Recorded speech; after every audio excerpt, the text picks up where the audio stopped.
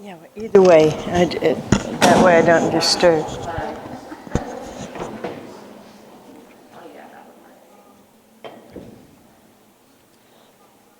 Do I look like I'm saying something? It's like, yay, reservation dogs.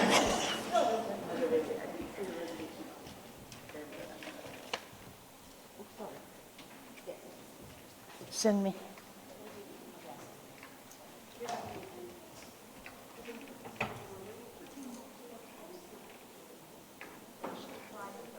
Thanks, Taily.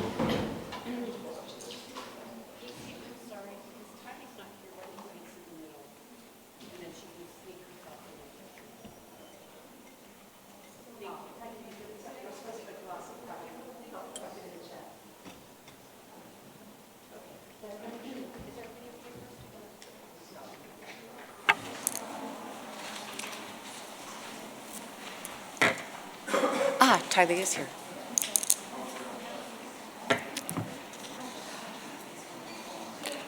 Welcome everyone to our press conference, Women for Climate Justice Leading Solutions. My name is Osprey Oriole Lake, and I am the founder and executive director of the Women's Earth and Climate Action Network, and I'm so delighted to be here with these amazing colleagues. I want to introduce them and then make some opening comments. And we're here to really show you the power of what women are bringing to this space. We're at the final days of the COP, and we still have our energy, and we're still going. Sitting next to me is Zukiswa White. She's a coordinator for the Women and Gender Constituency from South Africa. And the Women and Gender Constituency is one of the most powerful constituencies we have here, and it's such an honor to have you take your time and be with us. The next speaker, I'm going to do it in the order of the speaker, at the end is Taily Terena. She's from the Terena Nation. She's an Indigenous rights activist, and we're really honored to have her as a WECAN Coordinator in Brazil. And then we'll be hearing from Brianna Fruan. She is a youth climate activist and environmental advocate from Samoa. And then we will be hearing finally from Casey Camp Horinek from the Ponca Nation. She is an environmental ambassador from Ponca Nation, and we're also honored to have her on our WECAN board, and she's from Turtle Island, USA. So grassroots, frontline, and Indigenous women are gathered at COP28 to strategize and accelerate our collective efforts to halt the worst impacts of the climate crisis, to stop extractivism, and protect our lands, forests, water, and our children's future. We're very clear that our lives are on the line when we're here at this COP. And also, we don't forget the voices of women and feminist leaders who are not at this COP, and we carry their voices with us. And we know that solutions exist that can mitigate the worst impacts of the climate crisis, and that women are leading the way. And just to give you one example, and I could give you so many stats, but I'll just give you one, which is that with just a 1-unit increase on the Women's Political Empowerment Index, it's associated with an 11.51% decrease in a country's carbon emissions. That's just one of thousands of things I could tell you about women's leadership.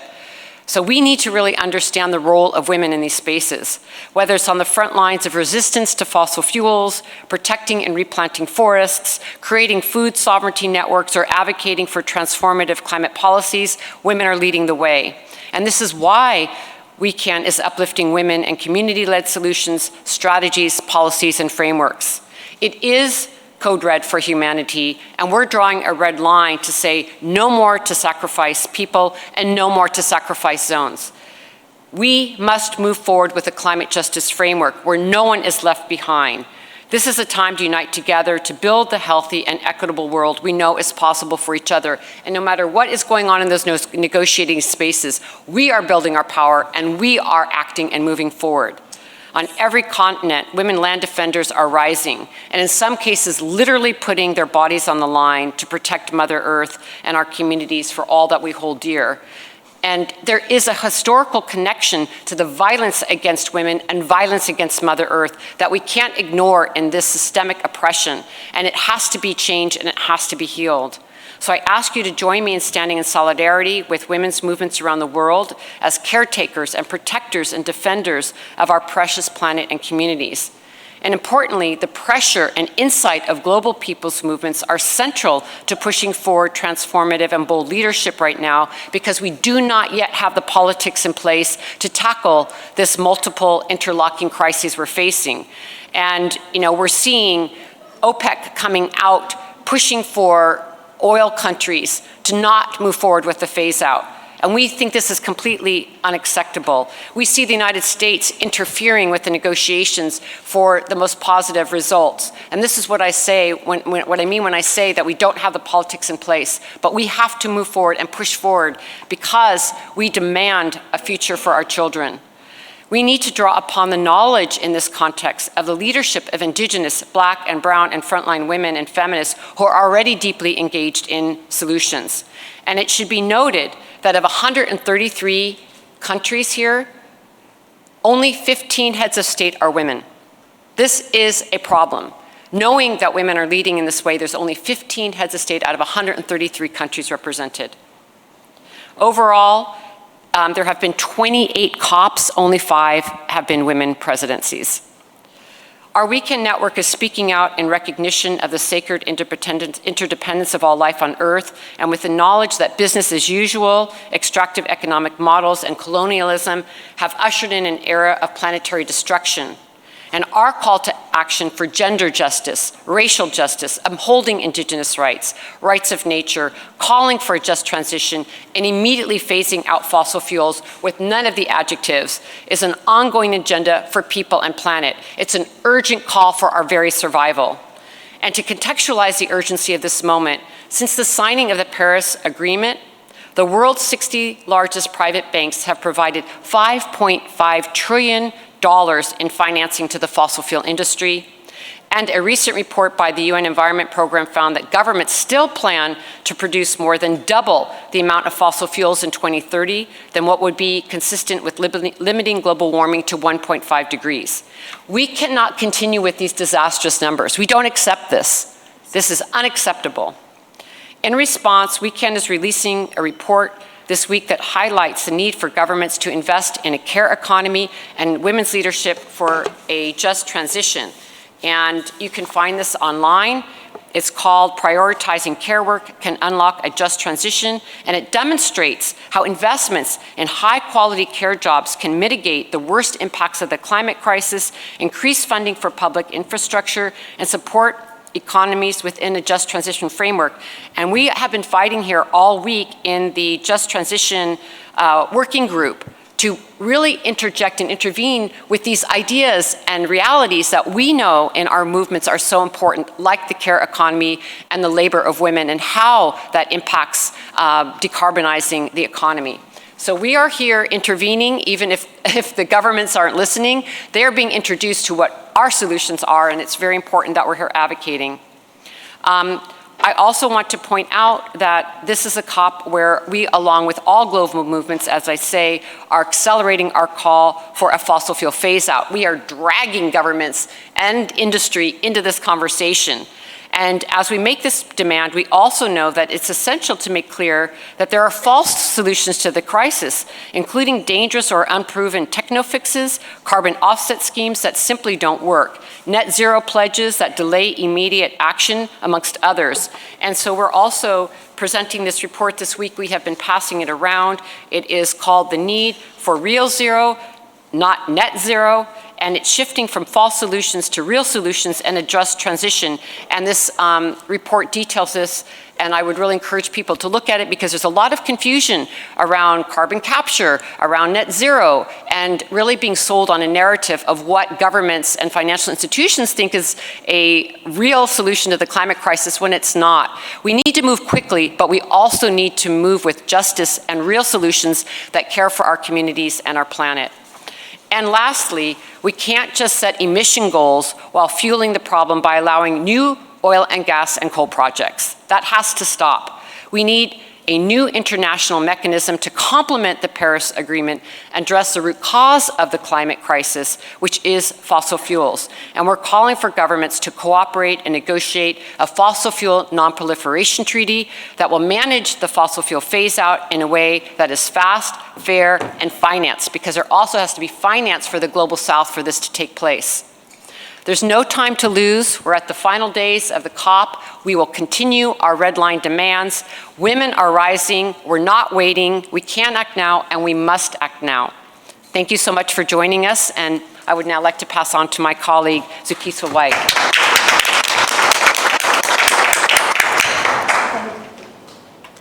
Thank you. What a wonderful framing to kick off this press conference.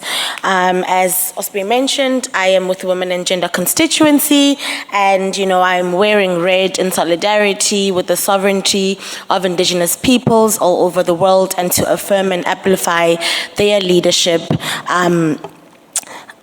in terms of the context of this crisis, and of course showing us that alternative models of living exist and have existed that are much more older than the destructive logic of capitalism.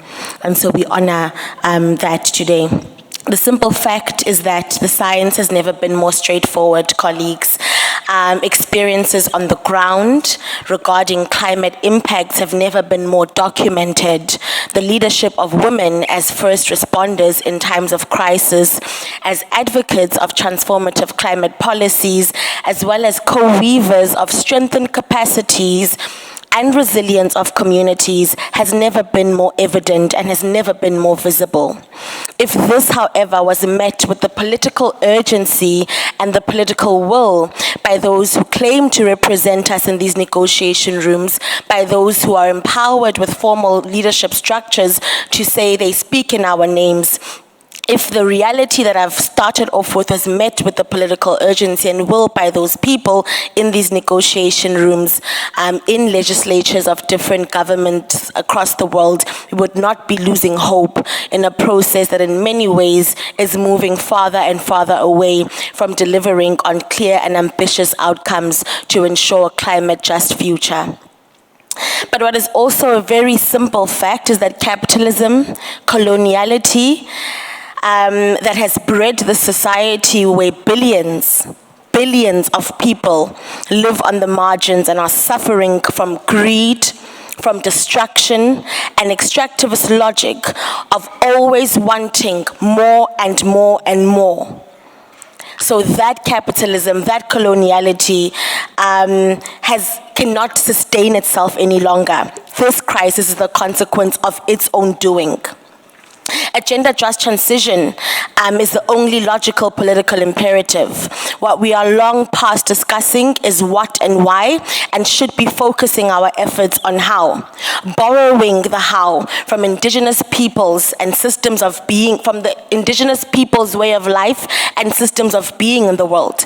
Borrowing also from feminist visions for alternative economies centered not on power and accumulation and greed, but care and wholesale and whole-scale transformative systems for facilitating economies and livelihoods. We know that the leadership that is most visible and held by formal power structures is not a reflection of the leadership of and will of the people. Militarization agendas shows us this. The chaos of capitalism shows us this. Even as feminists and frontline advocates are advocating for demilitarization, advocating for peace, and also demonstrating alternative communities of care by feeding and housing folks and doing work such as being and engaging in these spaces, advocating for transformative climate policies. Very quickly, every year we come to this COP at the intersection of multiple forms of crisis, facing conflict and famine accelerated by environmental degradation and instability, facing fossil fuel-driven militarism, speaking up and out in the world demanding justice to dominant global powers who are indifferent to our suffering, but who should and must heed the leadership of women, decision makers who continually fail to act in the face of an indiscriminate violence, but instead fuel wars, fuel this crisis. Yet we come here and demonstrate through our advocacy in these negotiation rooms. We're the first to enter Osprey, we are the last to leave, right? Our advocacy is felt outside of the negotiation rooms in strong actions, which is a continuation of actions and advocacy all through the year. COP is just one moment in a movement ecosystem and movement building cycle that has persisted for decades and decades. Any victory that the Global South peoples win in this negotiation rooms is not a result of the benevolence of the negotiators, but the hard-won activism of people who are excluded outside of these negotiation rooms. And I'll pass to my colleague to speak more on this, but really the message is quite clear. Feminists, frontline activists, frontline women, Indigenous people have long had the solutions, are advocating for these year in, year out, and it is time we heed to their leadership because we have long run out of time.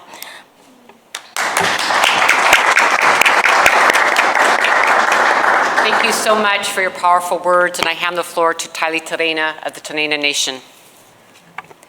Thank you, Osprey, and thank you all.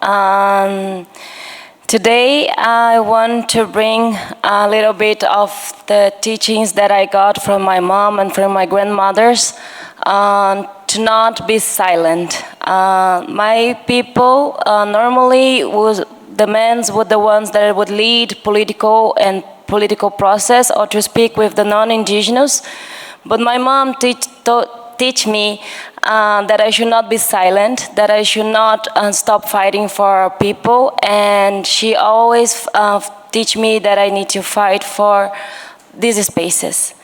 And regarding this, I want to use this space to echo the voice of our relatives that now are being threatened by recent news of the Brazilian government regarding fossil fuels exploitation in the Amazon River. Osprey shared with us a little bit of the data about women leading the negotiations here in COP. And this year, the Brazilian president led the negotiations in the head of our first Indigenous ministers of Brazil, Sônia Guajajara. And it could be a really nice thing to say, but unfortunately, once again, the government used our image, our people and our women's to show that to the press that he was doing a really good thing, putting an Indigenous woman to lead this process, but unfortunately, behind the scenes, he was negotiating our lands, our waters, and our air. What happened here, and I want to bring this data for you guys, that Brazilian government, it's planning to hold a mega auction by the National Oil, Gas and Biofuels Agency to distribute 602 new areas for oil and gas exploitation, including 21 blocks in the Amazon River basin. So what is the point to put an Indigenous woman to lead the negotiations if you're not given the space to speak, to negotiate on our rights, and to really fight for our land? We need to stop to tokenize our roles in these spaces. We are not Indigenous women that you can use only to put in a picture or to make the image to say that you're playing a good paper here in COP, saying good things about sustainable development. We need to stop to doing this, and this is not only governments that are doing this. We can see this in the daily negotiations here in the spaces, how Indigenous women are being treated in these spaces, and how is the spaces that we have to speak. Here, I'm really glad that WECAN is a partner, allied to us, and always bringing spaces for us to echo our voice. But this is not something that is common in these corridors. People think that we are here to ask favors for you guys, but this is not the right thing. We need to decolonize these spaces because if the planet is still alive, it's because we, the women, are taking care of our lands, in our ground, in our territories, not in the city, not in the countryside. Yes, there is women that are doing a lot of work in the spaces, but IITC already showed the data because non-Indigenous love the data, even though that we are telling for many, many years what we need to say it. For our cultures, we are the ones that are taking care of our family, of the land, and we need to like bring this to these spaces. When I say decolonize these spaces, is like forget what you were taught in the schools on how you need to work for the planet. Because you know, like you guys choose to fight for a better planet. We born with this responsibility. It was not something that we choose. It was not something that we could decide it, because this regards the future of our own generation. So in this COP, I want to bring a good thing at least. We launched the International Indigenous Youth Forum on Climate Change. And I'm really glad to say that the working group is mostly women's. And because we are the ones that want to occupy these spaces, once again, learn about how the system works so we can advocate for our rights. And we need the good allies in our sides. So I hope you can be one of them. Thank you.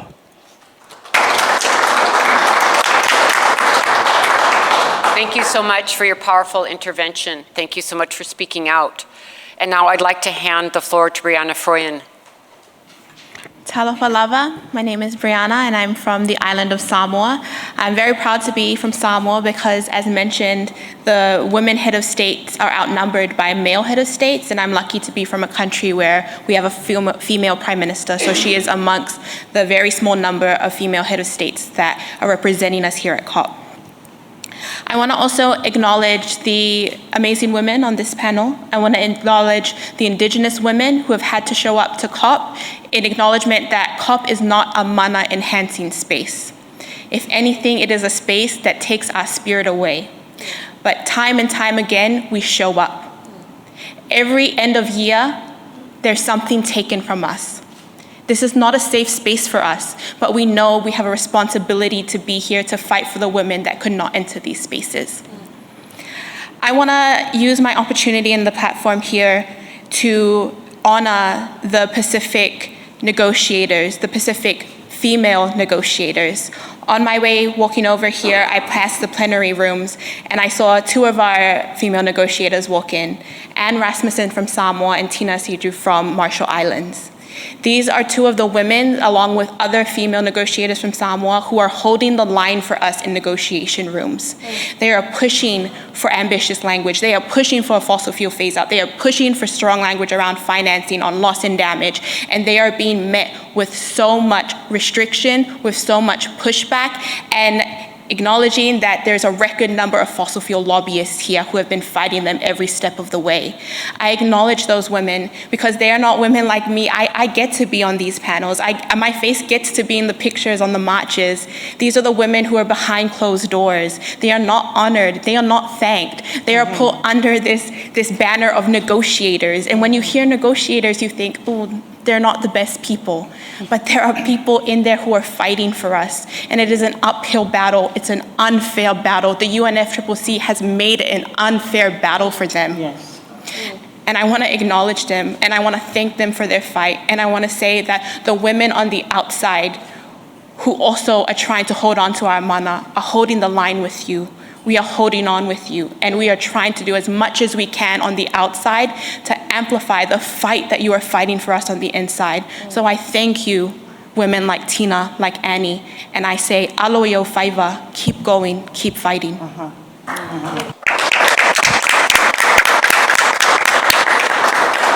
Thank you so much for bringing our attention to the women that are fighting behind the scenes. I really appreciate that. Thank you so much.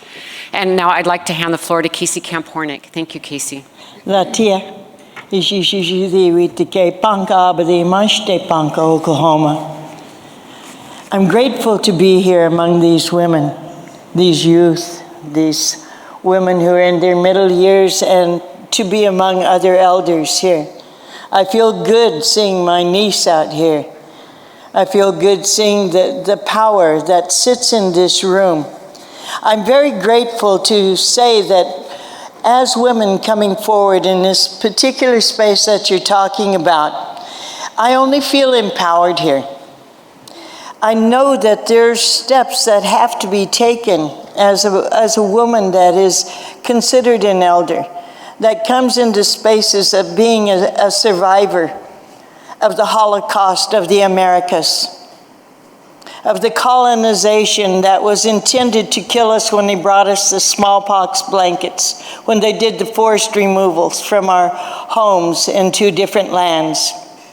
And now when they bring the fossil fuel extraction into our territory, then we understand that there is nothing different about the manner in which the colonizers operate. And we're here in their space right now, and we're saying it out loud. And we're saying it where we can be heard and we will be heard. Because not only do we need to lift the voices in my particular way for the Ponca people, for my children and for my grandchildren to come, but for my ancestors who made a way for me to be here today through prayer, through hard work, and through perseverance of understanding that the traditional ways of the people are the ways that work. And so understanding that and working within the structure of the Western law as well as natural law, we have come to understand in our territory that we are fighting the extractive industry because it's dying. It is a dinosaur happening right now. And because it's dying, it's in its last throes and it's fighting. But we're giving it peace. We're giving the oil and gas where it belongs, giving it a prayer to be placed back inside our Mother, the Earth, where the Creator intended. It's not its fault that men have raped it from its natural internal organs. It's not the fault of the oil and gas. It is the greed of human men that have brought us to this point right now. They got mamas, and I feel like their mamas talking to them now. It's Mother Earth, the one true mother that we all share. We also have to bring voices for those that don't have voices in these spaces. And I'm talking about those with four legs, those with fins, the sacred water herself, the winds that blow, that thing they call solar energy, our Father, the Sun, the Moon, Mother that moves the rhythms of the great Mother Ocean. All of those things call us to say these truths. And within the truth is the power that is part of the change of this particular instant in history.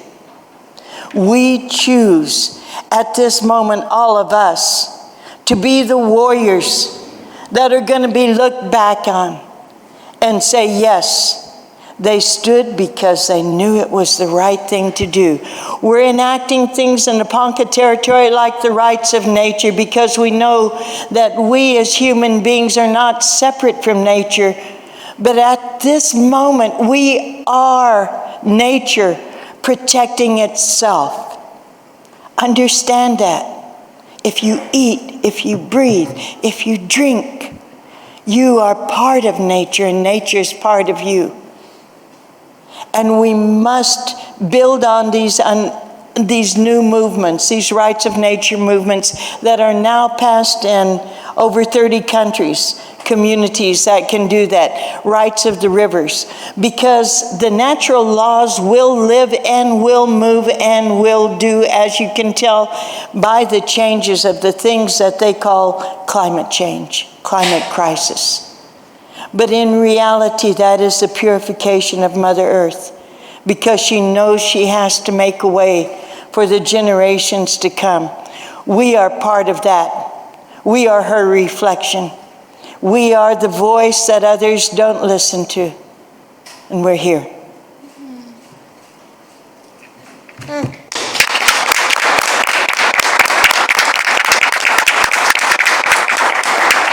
Thank you so much. I would just want to close this panel by thanking all of you for your incredible leadership. And also, I hope everyone who's listening really understands that women are essential to this process. A feminist analysis is essential to this process. Indigenous rights and knowledge are essential to this process. The leadership of Black and Brown women in their communities is essential to this process, and that we must take back and decolonize this space and understand that our solutions that have been cast down for hundreds and hundreds of years is something that needs to be brought back by all of us in our daily life, in our politics, in our economy, in our systems of law. We are dismantling systems, but we are also regenerating ancient systems, new systems that are part of a healthy and just future that we're building. So I don't want people leaving this COP thinking this is the end. No, this is just where this work is going on. We're here to intervene so that we can create space for what we want, but we are also very clear year in, year out what we're doing in our communities. So I encourage you to support these women, to continue on supporting women in your communities as we lead the way to the future that we know is possible. Thank you so much.